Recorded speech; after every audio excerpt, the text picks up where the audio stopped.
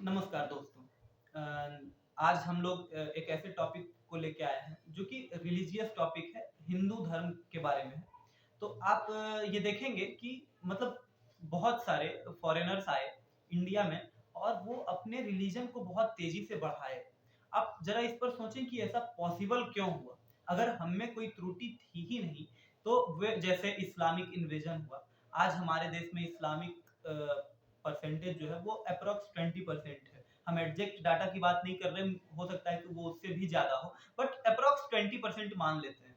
आप जानते होंगे कि 1000 ईस्वी से पहले इसमें भारत भूमि पे एक भी इस्लामिक रिलीजन के पर्सन नहीं थे। तो ये 20% पॉपुलेशन में कैसे आए? उसके बाद क्रिश्चियनिटी के बहुत सारे फॉलोअर्स हैं इंडिया में, 1 टू 2% के अप्रॉक्स में वो भी हैं। तो ये जो फॉरेन रिलीजन है वो इंडिया में कैसे आए?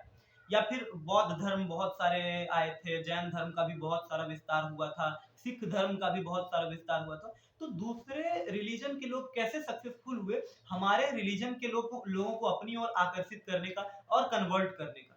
तो इसका एक बेसिक यही कॉन्सेप्ट है कि जब आप में खुद में कमजोरी होता है, तब आपकी कमजोरियों का फायदा उठा के लोग अपने स्ट्रेंथ को आगे दिखा देते हैं और वो आपकी कमजोरी पे ओवरलैप कर जाते हैं, जिसके कारण से आपको लगता है कि नहीं, हमारे में ही कहीं त्रुटि है और वो अच्छा है, जिसके कारण से आप आकर्षित हो जाते हैं। फॉर एग्जाम्पल अभी आप क्रिश्चियनिटी को देखेंगे, क्रिश्चियनिटी जो है वो सच में अच्छा काम कर रहे हैं। वो क्या कर रहे हैं, गरीब लोगों को एडुकेशन फ्री में दे रहे हैं, हेल्थ केयर फ्री में दे रहे हैं। तो जो हिंदू वंचित वर्ग जो है, जिनको हिंदू धर्म में उतने इज्जत नहीं मिले हैं, वो हिंदू धर्म को छोड़कर जाएंगे ही जाएंगे।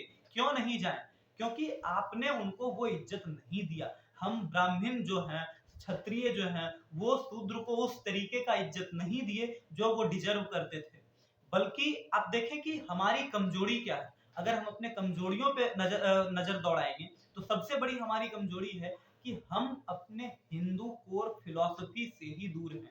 अगर हम अपने बारे में कुछ जानेंगे ही नहीं, हम अपने धर्म की अच्छाइयों को जानेंगे ही नहीं, जब हम अपने शूद्र को एजुकेटेड करेंगे ही नहीं, तो उनको हमारे धर्म से क्या लगाव होगा?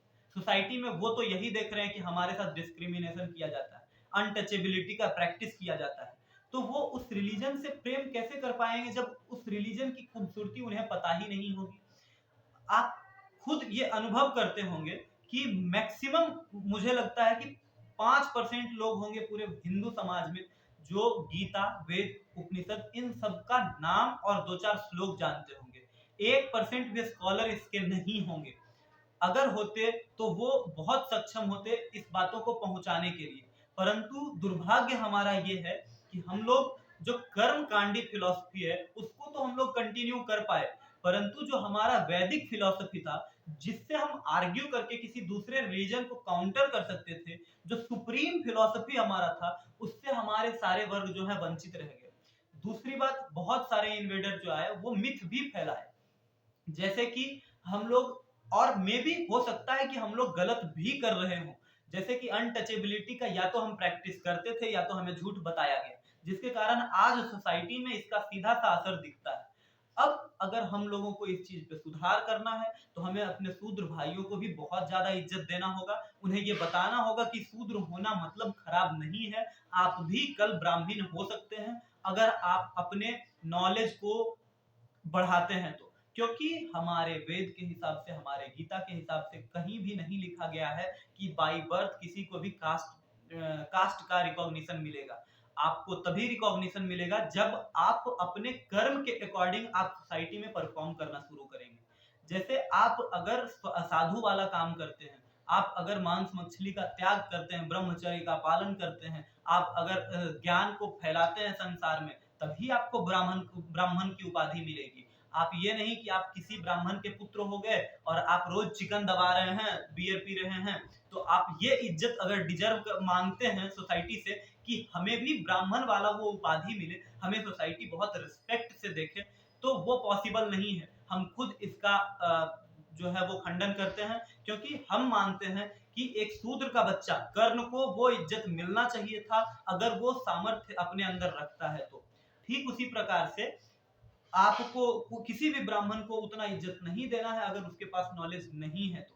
और किसी भी शूद्र तथाकथित हमारे सोसाइटी में जो शूद्र कहलाते हैं, उनको अगर उनके पास नॉलेज है तो उनसे बहुत रिस्पेक्ट से बात करनी चाहिए। अनटचेबिलिटी इसलिए बना था ताकि हाइजीन को मेंटेन कर सके, इसलिए नहीं बना था कि हम किसी दूसरे से नफरत कर सकें। अनटचेबिलिटी खराब नहीं है, अनटचेबिलिटी का अभी जो प्रैक्टिस है वो तरीका खराब है। तो इन सारी चीजों पे अगर हम विचार करेंगे, हिंदू धर्म की जो कुरीतियां बच गई हैं, जो हमारे में लूपहोल्स हैं, उस पर अगर हम लोग अगर काम करना शुरू करेंगे तो मे बी इन फ्यूचर जो है वो हमारा जो रिलीजन है, हमारे जो रिलीजन की फिलॉसफी है, वो हम अपने हर एक लोगों तक पहुंचा जब पाएंगे, तब देखेंगे कि हमारा सनातन धर्म जो है वो फल फूलेगा और विश्व में इसकी आबादी बढ़ेगी, ना कि घटेगी।